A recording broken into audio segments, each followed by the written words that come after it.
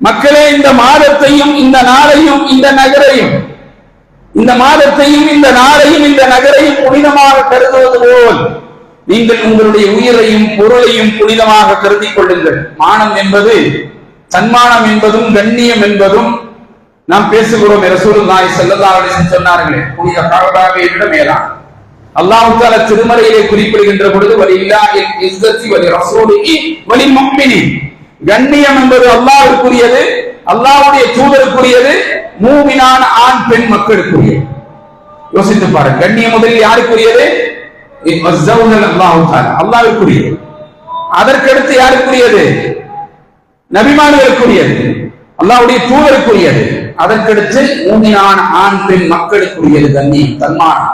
அதில் எந்த சேதத்தையும் என்ன செய்து விடாதீர்கள், விளைவிச்சு விடாதீர்கள் என்று ரசூல் ஸல்லல்லாஹு அலைஹி வஸல்லம் சொன்னார்கள். அப்படி நீங்கள் செய்தால்